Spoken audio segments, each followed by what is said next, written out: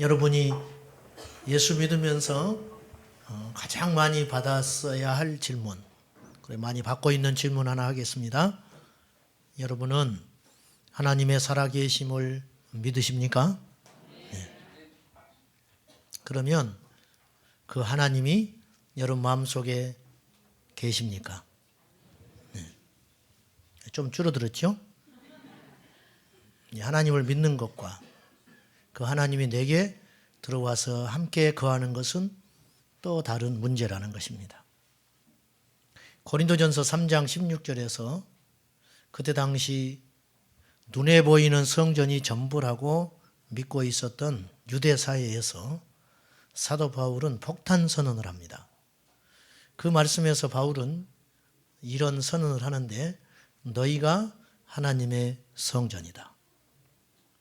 너희가 하나님의 성전인 것과 주의 성령이 너희 안에 함께 있는 걸 알지 못하느냐. 부드러운 책망을 하는 거거든요. 알지 못하는 사람이 많다는 거예요. 주님의 성령이 우리를 성전 삼아서, 성전의 주인은 하나님입니다. 그러니까 사람이 많이 모여도 하나님이 안 계시면 그건 성전이 아닙니다. 아무리 화려하고 멋지게 성전을 지어도 그 안에 주인 되는 성령님이 안 계시면 그것은 성전이 아니죠. 마찬가지로 우리를 하나님께서 당신의 성전으로 삼으려고 하면 우리 안에 당연히 하나님이 들어와 계셔야 한다는 거예요. 들락거리는 게 아니고 우리 안에 와서 거하시겠다는 거예요. 그래서 너희가 하나님의 성전인 것과 하나님의 성령이 너희 안에 거하고 있는 걸 알지 못하냐. 분명히 그런데 너희들은 인정하지 않고 있구나. 실감이 안 나는 거예요. 알지 못하는 성도가 너무 많아요. 그리고 지식으로 알아도 느끼지 못하는 경우들이 많습니다. 그리고 성령님이 우리 안에 계시다면 그분이 와서 우리 안에 함께하는 순간부터 무슨 일이 일어나기 시작하겠죠. 그분이 말씀을 할 거 아닙니까? 우리에게. 또 우리에게 뭔가 지시할 거 아니에요. 또 그분과 우리가 항상 좋을 수는 없죠. 뭔가 그분이 또 속상한 일도 있을 거 아니에요. 우리가 이 세상 살면서 그러듯이. 왜? 성령은 기계적인 영이 아니거든요. 지정의를 갖고 분노도 하시고 기뻐도 하시는, 근심도 하시는 하나님의 영이란 말입니다. 그분이 우리 안에 계시다는 거예요. 26절을 우리 다시 한번 봅시다. 26절, 주의 사자가 빌립에게 말하여 이르되 일어나서 남쪽으로 향하여 예루살렘에서 가사로 내려가는 길까지 가라 하니 그 길은 광야라. 주의 사자, 문자적으로 보면 천사예요. 천사가 나타나서 이렇게 사람과 사람이 만나서 대화를 하는 것처럼 빌립 집사님에게 나타나서 예루살렘에서 가사로 내려가는 길로 가거라. 그렇게 느닷없이 명령을 하는 거예요. 하나님의 명령을 받들어서 주의 천사가 나타나서 이야기하는 거예요. 이 본문 내용이 너무 자연스러운 거예요. 지금 빌립이 꿈꾸는 거 아닙니다. 대낮입니다. 기도하다가 환상 보는 거 아닙니다. 실제로 이런 일을 만난 겁니다. 그 다음에 29절 한번 봅니다. 29절, 성령이 빌립더러 이르시되 이 수레로 가까이 나아가라 하시거늘. 26절과 비교하여 26절은 존칭어를 쓰지 않고 있어요. 주의 사자가 빌립에게 말하여 이르되 그랬어요. 그런데 29절에 보면 성령을 존중합니다. 성령이 빌립더러 이르되라고 하지 않아요. 이르시되 존칭어를 쓰지요. 이 수레로 가까이 나아가라 하시거늘 존칭하는 거예요. 그러니 26절에 나타난 주의 사자와 29절에 나타난 성령은 완전히 다른 분이에요. 성령이 빌립에게 말을 하셨어요. 그러면 어떤 모습으로 나타나셔서 말씀을 하셨는지, 마음속에서 말씀을 하셨는지, 어떤 신비한 방법으로 육체의 귀에다가 직접 말씀을 하셨는지 사실 그건 알 길이 없어요. 그것은 빌립과 성령과의 관계 속에서만 일어난 일이기 때문에 오늘 우리가 지금 이 시점에서 알 수는 없는 일입니다. 이 본문을 여러분이 읽으시고 어떤 느낌을 받으셨어요? 너무 자연스럽지요? 주의 천사가 나타나서 빌립에게 길을 가르쳐 줍니다. 그 길에 갔어요. 순종하여 갔더니 성령님이 빌립에게 이제 저 수레로 가까이 가거라. 가서 보니 수레가 하나 지나가고 있었습니다. 그 수레에는 누가 타고 있었냐면 이디오피아 내시가 타고 있었는데 우리가 생각하는 내시 정도가 아니고 이디오피아의 재무상입니다. 나라의 살림을 다 맡아 사는 아주 지체 높은 관직에 있는 사람이 수레를 타고 이를 보고 고향 땅으로 돌아가는 길이에요. 고국으로. 근데 성령께서 생면부지의 이 이방 사람을 만나라고 수레 가까이 가라고 하는 거예요. 누가 하시는 일이에요? 성령님이 하시는 일이에요. 여러분이 이 성경을 읽고 우리가 이런 반응을 보일 수 있습니다. 이건 2000년 전에 빌립 전도자가 겪었던 일이지 오늘 우리에게는 설마 이런 일이 일어나겠는가? 그런 생각을 할 수 있고요. 또 하나는 이런 일이 정말 일어난다면 얼마나 좋을까? 그러나 설마 우리에게 이런 일이 실제로 일어나겠는가? 이런 생각을 할 수 있습니다. 묻겠습니다. 그 성령님은 어디에 계십니까? 지금. 여러분 안에 성령님이 계신가요? 주의 성령이 너희 안에 계시는 걸 왜 모르느냐? 베니힌 목사님이라는 분이 계십니다. 들어보셨을지 모르겠습니다.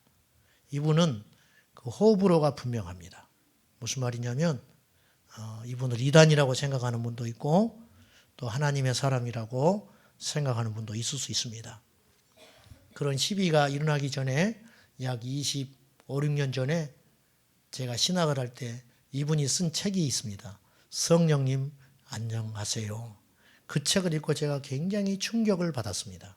왜냐하면 그 책을 읽기 전에 저는 성령님을 피상적으로만 생각을 했어요. 참 멀리 계신 분. 그리고 혹은 방언 주시고 은사 주시는 기계적으로만 생각을 했어요. 근데 베니힌 목사님은 성령님과 친밀한 관계를 유지하고 있었어요. 그것이 저에게는 굉장히 신선한 충격이 됐습니다. 그 책에 베니힌 목사님이 성령님을 만나고 사귀는 것에 대해서 이렇게 이야기를 해요. 어느 날 밤에 베니힌 목사님이, 원래 베니힌은 유대계입니다.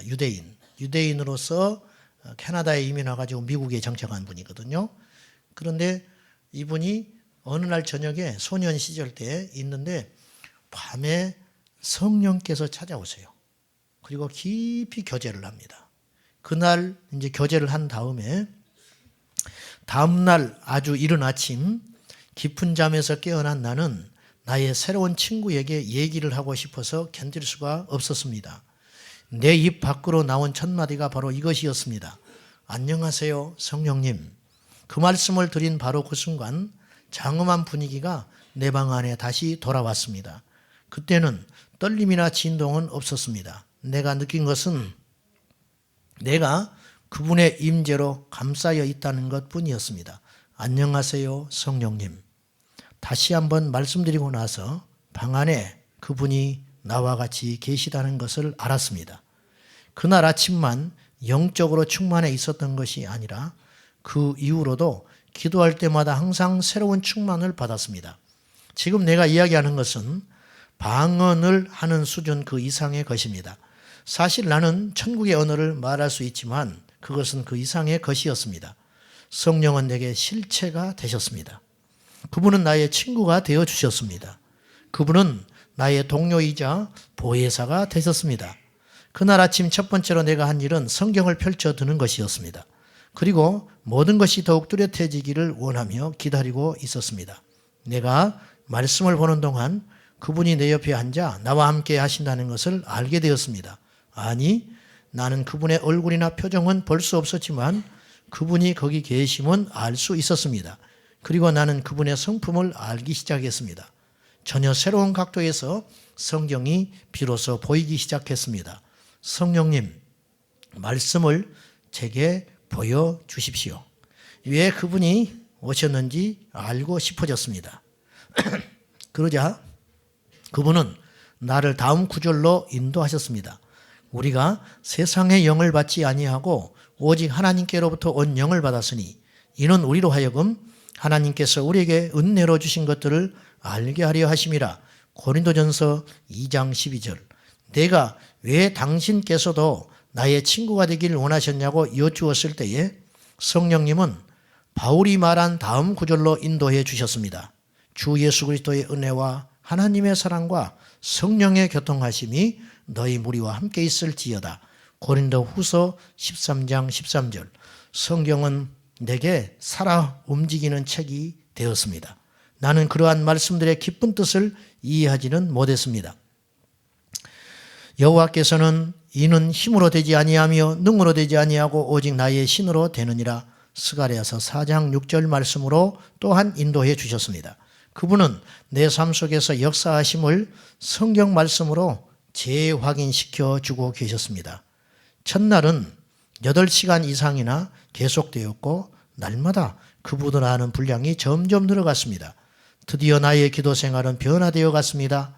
지금 성령님, 당신은 하나님 아버지에 대해 너무나 잘 알고 계시니 제가 기도하는 것을 도와주시지 않겠습니까? 나는 이 기도를 시작하면서부터 전에 알았던 것보다 더 확실하게 아버지 하나님을 인식하기에 이르렀습니다. 마치 누군가 문을 열고 여기에 그분이 계셔 그렇게 말씀하는 것과 같았습니다. 오늘날 교회 안에 누군가 와서 지금 성령께서 내 안에 계시고 그 성령님이 이렇게 말씀하셨어요. 그렇게 고백하면 우리들의 태도가 조금 광신자 아닌가, 이 사람, 그리고 잘못된 신앙인 아닐까, 이렇게 신비주의로 취급해 버릴 것입니다. 그 성경에 나타난 이런 사건들을 우리가 어떻게 해석을 합니까? 성경은 분명히 우리에게 말씀해요. 성령님이 말씀하고 있다고. 성령님이 명령하고 있습니다.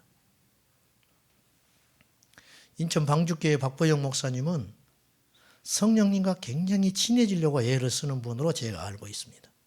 이를테면 그분이 이제 이런 고백을 했어요. 명절날 부모님에게 세배를 하잖아요. 아버님 생전에. 이렇게 세배를 한 번 하고 돌아오면 자기 방에 돌아와서 성령님, 제가 육신의 아버님께 한 번 세배를 했으니까 내 영적인 아버지고 주인이신 성령님께 세배를 10번 하겠습니다. 그리고는 눈에 보이지 않는 그분께 벽에다 대고 세배를 10번 했다는 거예요. 이상하게 생각하잖아요. 정말 그것이 이상한 일일까요? 무엇이 정상적인 그리스도인의 삶일까요? 성경에는 하나님이 삼위로 존재한다고 하십니다. 아까 베니인 목사님이 계시받았던 고린도후서 13장 13절은 이렇게 말씀되고 있어요. 우리가 축도문으로 다 알고 있습니다. 예수 그리스도의 은혜와 하나님 아버지의 사랑과 성령의 교통하심이 너희와 함께 있을지어다. 이제 고린도후서 13장 13절인데 여기서 성령의 교통이라는 말은 서로 교제한다는 뜻이죠. 현대어 성경에는 이 말씀을 이렇게 해석했어요. 성령의 사귐. 성령님과 사귄다는 거예요. 친밀한 관계, 성령님과. 이렇게 묘사했습니다. 빌립은 성령님과 동행하고 성령님의 음성을 듣고 성령의 지시를 받아서 사는 삶을 살았어요. 얼마나 부럽고 안전하고 능력 있는 삶입니까? 오늘날 우리 그리스도인들이 만약에 그렇게 사는 것이 가능해진다면 우리가 이 세상에 무엇이 두렵겠습니까? 무엇이 걱정이 되겠습니까? 무엇이 불안하겠습니까? 성령님이 하라 하는 대로만 살 수만 있다면, 그 음성을 듣고 순종하고 이렇게 살아갈 수 있다면 얼마나 놀라운 일이 벌어지겠어요? 사소한 작은 일부터 아침에 일어나서 아침 메뉴는 무엇을 먹을까요? 출근을 할 때 전철을 타고 갈까요? 버스를 타고 갈까요? 이런 작은 일부터 시작해서 누구와 만나서 결혼을 하며 어느 직장에 들어가며 집을 이사할 때는 어느 지역으로 가는 것인가? 이런 아주 중요한 문제에 이르기까지 우리가 성령님과 대화하고 성령님의 음성을 듣고 순종할 수만 있다면 우리의 삶은 얼마나 놀랍고 축복된 일이 벌어지겠느냐 하는 것입니다. 제가 이 설교 준비를 하면서 실제로 우리가 21세기를 사는 우리들이 성령님의 인도하심을 받을 수 있고 받아야 한다는 성경적 근거를 가르쳐 주십시오. 제가 설교를 하면서 주님께 물었어요. 왜냐하면 내 이야기는 신실함이 없기 때문이에요. 그때 주님께서 저에게 성경 구절 하나를 가르쳐 주셨습니다. 로마서 8장 14절 말씀이었는데 무릇 하나님의 영으로 인도함을 받는 사람은 하나님의 아들이라. 무릇 하나님의 영으로 인도함을 받는 그 사람이야말로 하나님의 자녀다. 이 말을 달리 말하면 이런 뜻이 됩니다. 하나님의 자녀들은, 거듭난 하나님의 아들, 딸들은 누구를 막론하고 성령의 인도하심을 받을 수 있다. 이거는 어떤 특별한 사람들에게 열린 일이 아니고 예수 그리스도를 구주로 믿고 정상적인 신앙생활하는 모든 사람에게 하나님께서 주신 선물인데 성령이 인도해 주신다는 겁니다. 그러면 성령님이 우리를 인도하시려면 우리에게 말씀을 해야 하고, 성령님이 우리를 인도하시려면 누군가를 만나야 하고, 성령님이 우리를 인도하시려면 성경을 읽는 중에 그 말씀 가운데 우리가 인도함을 받는 이런 일들이 가능해질 것 아닙니까? 여러분, 얼마나 놀랍고 위대하고 복된 삶입니까? 이런 복이 저와 여러분에게 일어나기를 예수님의 이름으로 축원합니다. 성령님은 빌립을 이디오피아 내시 간다게와 만나 주선을 하게 함으로 성령께서 하시고자 하는 일이 있었다는 거예요. 그게 무엇이냐면 아프리카 북동쪽에 그리스도의 복음이 전파되기를 원하셨어요. 사랑하는 여러분, 성령께서 우리에게 오시는 이유가 무엇이냐면 몸을 진동시키고 방언을 하게 하고 또 우리에게 어떤 신비한 은사를 주는 것도 있겠지만 성령님이 우리 안에 오셔서 궁극적으로 하시려는 일은 무엇이냐면 사람을 살리는 거예요. 복음을 전파하게 하는 거예요. 이 세상에서 우리를 살리는 힘은 복음의 능력밖에 없습니다. 돈으로 사람을 일시적으로 만족시킬 수 있습니다. 우리가 다 경험해 봤습니다. 우리가 그것을 쫓아가고 원하지만 막상 그것을 얻었을 때 얼마나 허무할 것인가를 우리가 알 수 있는 비결이 있습니다. 그건 뭐냐면 여전에 우리는 풍요롭지 못했습니다. 제 어릴 때만 해도 고무신을 신고 다녔습니다. 우리 위의 형님은 축구를 제법 잘했고 축구 선수가 되는 게 꿈이었어요. 그런데 운동화를 살 형편이 못 됐어요. 지금도 우리 어머니가 마음이 아파서 가끔 이야기를 하시는데 어느 날 찢어진 고무신을 이 새끼로 묶어가지고, 그때는 끈도 없었으니까 그걸 맨발로 묶어가지고 공을 차고 있는 걸 보고 너무 마음이 무너졌다는 거예요. 그렇게 우리가 수십 년 전에 어려웠던 때가 있었어요. 화장실을 하나 놓고 7, 8세대가 같이 살면서 공중 화장실을 썼던 때가 있었습니다. 머리를 감지 못해서 이가 있었고 1년에 2-3번 목욕탕 가는 것이 전부인 때가 있었습니다. 지금 우리는 날마다 샤워합니다. 우리는 각 집마다 화장실을 하나나 2개씩 갖고 있습니다. 그러면 그때보다 지금은 몇 갑절 더 행복해야 합니다. 그러나 자살률은 더 많아졌고 살기 힘든다는 소리는 예전보다 더 심해졌습니다. 그건 우리에게 뭘 말씀해 주고 있냐면 물질의 풍요로움이 절대 사람을 살리지 못한다. 권력을 얻는다고 우리가 세상을 살 수 있는 것이 아닙니다. 요한일서 5장 4절은 우리에게 말씀합니다. 세상을 이기면 이것이니 우리의 믿음이니라. 여러분, 저는 염세주의자도 아니고 저는 어떤 도에 득통한 사람도 아닙니다. 세상을 초월하여 살자 그런 뜻이 아닙니다. 복음의 능력은 그런 것과 비교할 수 없는 사람을 근본적으로 회복시키고 바뀌는 능력이 있다는 것입니다. 로마서 1장 16절에 바울은 담대히 선포합니다. 바울은 한때 세상에 부러울 것이 없는 모든 것을 가졌던 사람이 바울입니다. 바울은 고백합니다. 내가 복음을 부끄러워하지 아니하노니 이 복음은 모든 믿는 자에게 구원을 주시는 하나님의 능력이 됨이라. 사람을 살리는 능력이 복음이라는 거예요.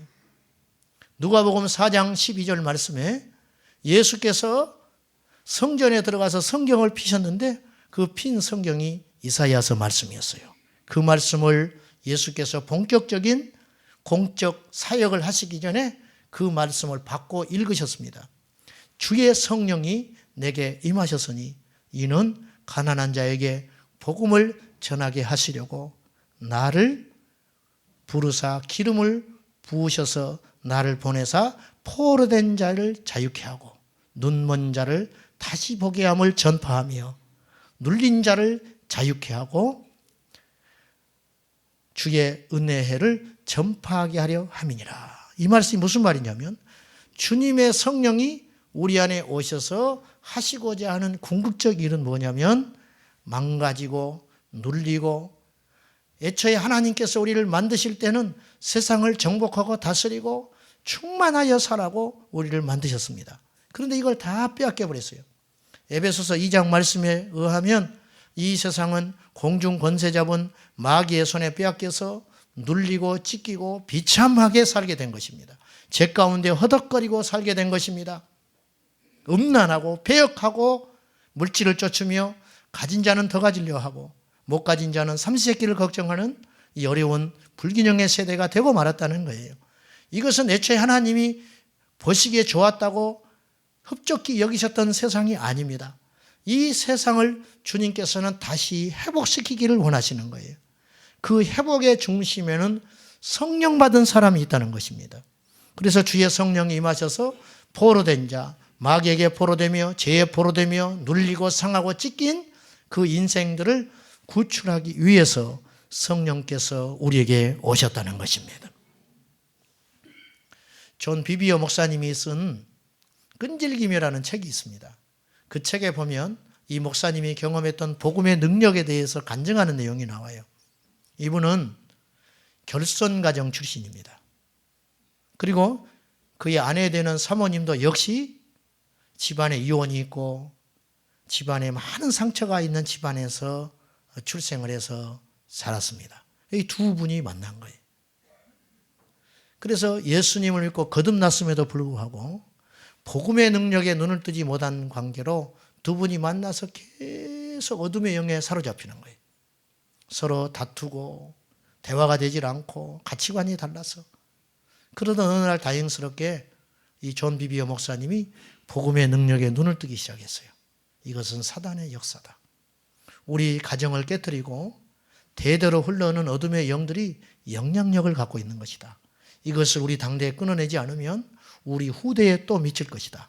그래서 마음속에 다툼이 일어나고 불만이 생기고 어둠의 영이 공격할 때마다 이 두 분은 침묵을 했습니다. 그리고 골방에 들어가서 1시간, 2시간씩 기도하면서 싸웠다고 그래요.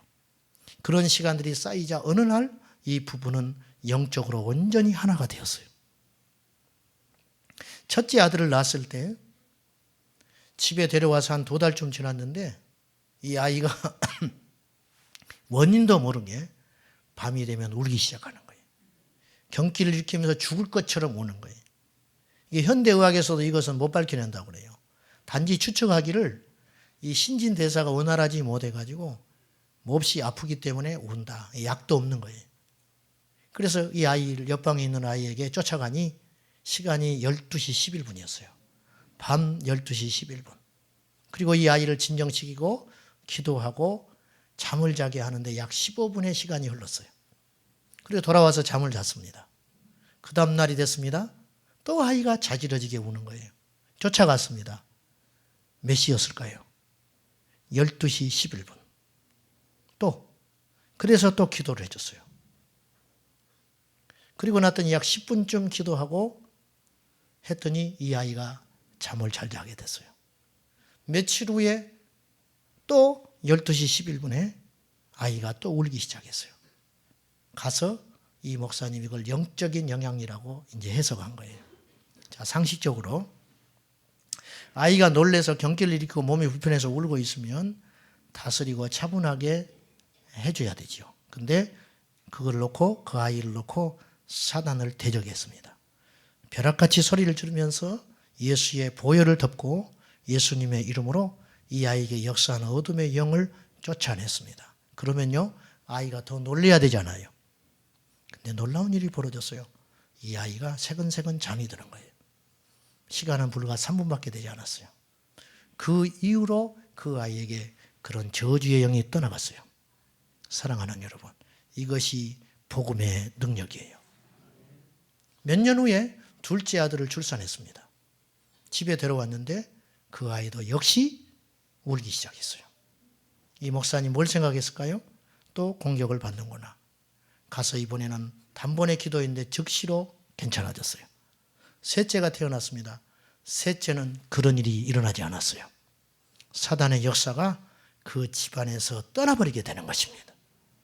여러분, 이것이 복음의 능력입니다. 내가 복음을 부끄러워하지 아니하노니 이 복음은 모든 믿는 자에게 구원을 주시는 하나님의 능력이 됩니다. 이 복음의 능력은 성령님을 통해서 전해지는 것이에요. 오늘 빌립이 성령에 이끌려서 이디오피아 내시 간다게에게 복음을 전해주잖아요.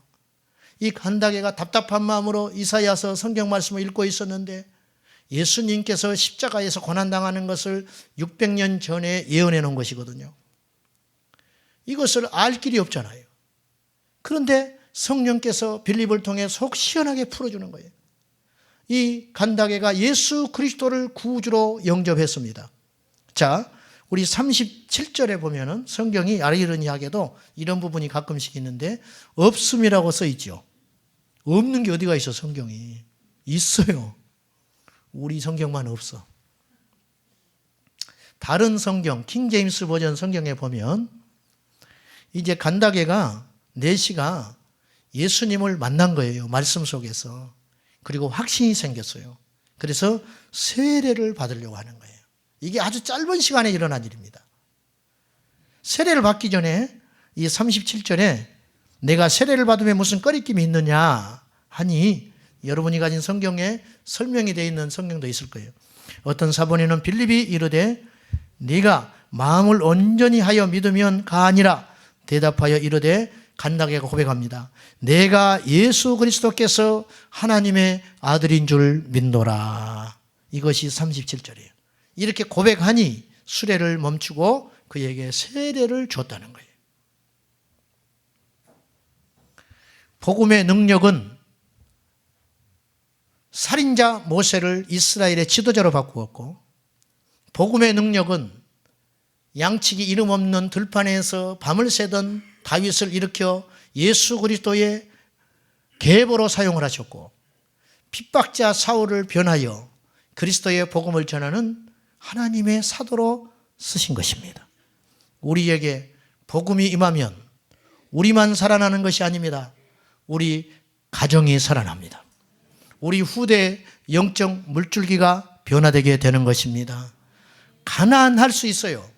예수님 믿어도 가난할 수 있습니다. 예수님 믿어도 많이 못 배울 수 있습니다. 그러나 근본적인 영적 변혁이 일어난다는 것입니다. 무슨 말입니까? 가난해도 행복하고 가난해도 기죽지 않으며 세상에서 출세하고 성공하지 않아도 바르고 의로운 삶으로 부끄럽지 않는 멋진 생애를 살 수 있다는 것입니다. 여러분, 부당하게 얻은 부끄러운 자리가 무슨 자랑거리가 되겠습니까? 정직한 고난, 정직한 떳떳함. 우리는 의로운 고난의 길이 복이지 부끄러운 수치스러운 영광이 절대로 우리에게 기쁨이 되지 못한다는 것을 그리스도 안에서 깨달은 자 아닙니까? 이렇게 된 것이 바로 복음의 능력이라는 것입니다. 선한 목자교회 유기성 목사님이 설교하는 중에 이런 예화를 말씀을 하셨습니다. 주디라고 하는 한 여인에 대한 이야기인데요. 그 이야기를 제가 여러분에게 말씀을 드리려고 합니다. 이 여인은 어릴 적부터 집과 주변 사람들로부터 사랑을 받지 못하고 컸습니다. 그러니까 일찍 결혼을 해요. 사랑을 얻기 위해서. 그러니까 20살에 결혼을 합니다. 그런데 결혼을 해서 자녀를 넷이나 뒀는데 그의 남편과의 이 사랑은 온전한 사랑이 되지를 못해요. 겨우 육체적인 사랑의 범주를 뛰어넘지를 못하는 거예요. 그래서 그는 여전히 사랑에 목마르고 인생의 의미를 찾지 못한 채 하루하루 허덕거리고 살아갑니다. 그러던 어느 날 옆집 아주머니가 주디를 자기 집에 초대를 합니다. 자기 집에 초대를 해서 성경 공부를 함께 하게 됩니다. 거기서 주디는 난생 처음으로 예수 그리스도께서 하나님의 참된 아들이시고 그분이 자신을 사랑한다는 복음을 듣게 됩니다. 그녀가 평생 찾아왔던 자신을 있는 그대로 인정해주고 사랑해 줄 수 있는 분이 있다는 것을 알게 됐습니다. 그녀는 예수 그리스도를 자신의 삶 속에 영접했고 비로소 참된 사랑을 알게 됩니다. 그는 자기가 새로 찾은 사랑에 기쁨이 넘치고 있었지만 그에게는 큰 문제가 하나 있었어요. 그건 무엇이냐면 하나님을 떠나 살고 있는 자신의 남편, 이 남편을 생각하면 마음이 무너지고 있었습니다. 그렇다고 남편에게 그리스도의 사랑을 확신시켜주고 증거하고 전해줄 능력이 아직은 자기에게 부족하다는 걸 알고 있었습니다. 그러던 어느 날 그녀의 친구가 그녀에게 한 가지 지혜를 가르쳐 줍니다. 남편한테 그리스도의 사랑에 대하여 말할 수는 없다. 아직. 그러나 그리스도의 사랑을 나타내 줄 수는 있는 것이다. 이 주디는 그 음성을 하나님의 음성으로 들어요. 그리고 그날부터 주디는 예수님의 사랑을 보여주기로 마음을 먹습니다. 그러고 보니 자기 삶에 바꿔야 할 것이 너무 많다는 것을 깨닫게 됐습니다. 걸핏하면 남편에게 듣기 싫은 소리를 해서 자존심을 무너뜨렸고 아이들에게 잔소리를 했던 그녀에게 성령께서는 혀를 절제하게 해주셨습니다. 그리고 말을 할 때와 침묵할 때를 지혜롭게 가르쳐 주시기 시작했습니다. 주디는 집안일에도 더욱 신경을 쓰게 됐습니다. 식사 준비를 더욱 세심하고 정성스럽게 독창적으로 했고 몸도 잘 가꾸어서 많이 날씬해졌습니다. 우리 집사님들이 잘 들어야 할 이야기입니다.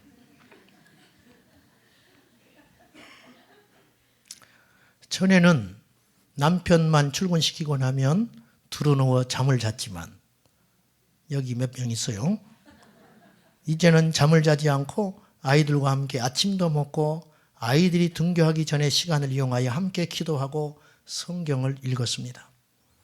하나님의 사랑이 주디를 녹이고 변화시키자 남편과 아이들을 향한 주님의 사랑도 저절로 다양한 방법으로 표현되기 시작했습니다. 그리고 가정 전체가 차츰 다른 분위기로 변화되기 시작했습니다. 어느 날 남편이 출근을 하기 위해서 문 밖으로 나갔다가 다시 집으로 돌아왔습니다. 그리고 주디를 끌어안아 줬습니다. 한 번도 그의 남편은 그런 적이 없었습니다. 얼마 후에 주디가 5살 난 자신의 아들을 침대에 뉘어서 잠을 재워주려고 하는데 이 아이가 이렇게 말을 했습니다. 엄마, 나는 우리 집이 참 좋아. 예수님을 사랑해서 그런 것 같아. 정말 우리 집 좋지? 그치? 이 말을 듣고 주디는 너무 감격해서 울었습니다. 사랑하는 여러분, 이것이 복음의 능력입니다. 성령님이 우리 안에 오셔서 이런 일을 하고 싶어 하시는 거예요. 상한 자를 회복시키고 열등감에 사로잡혀 있는 자를 회복시켜 주시고 인생을 좌절하며 나에게는 더 이상 기회가 없다고 깊은 시름에 빠져 있는 낙오자들에게 성령님은 오셔서 오늘 또 말씀합니다. 함께하자.